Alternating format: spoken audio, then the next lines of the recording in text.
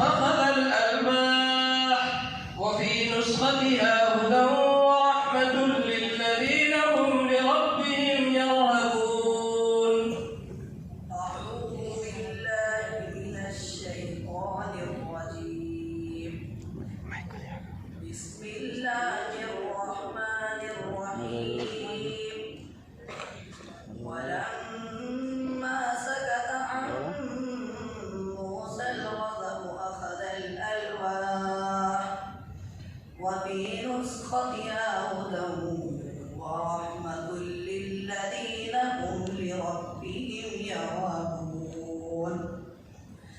واختار موسى قومه 70 رجلا لميقاتنا فلما أخذتهم الرجفة قال رب لو شئت أهلكتهم من قبل وإياي أتهلكنا بما فعل السفهاء منا إن هي إلا فتنة تضل بها من تشاء وتهدي من تشاء أنت ولينا فاغفر لنا وارحمنا وأنت خير الغافرين.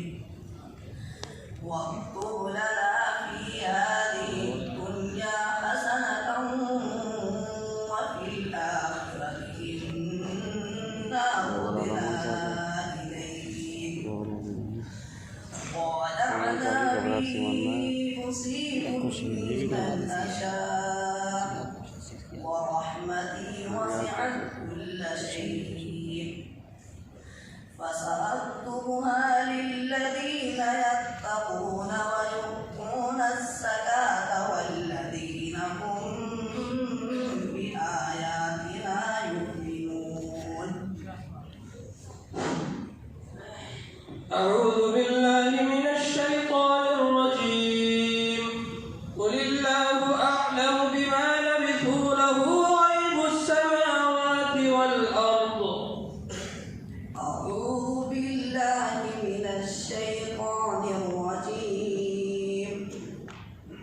قل الله أعلم بما لبثوا له غيب السماوات والأرض أبصر به وأسمع ما لهم من دونه من ولي ولا يشرك في حكمه أحدا.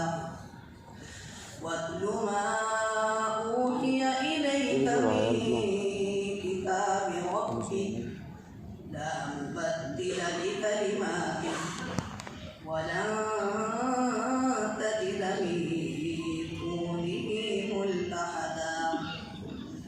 واصبر نفسك مع الذين يدعون ربهم بالغداة والعشي يريدون وجهه ولا تعد عيناك عنهم تريد زينة الحياة الدنيا تريد زينة الحياة الدنيا ولا تطع من تريد زينة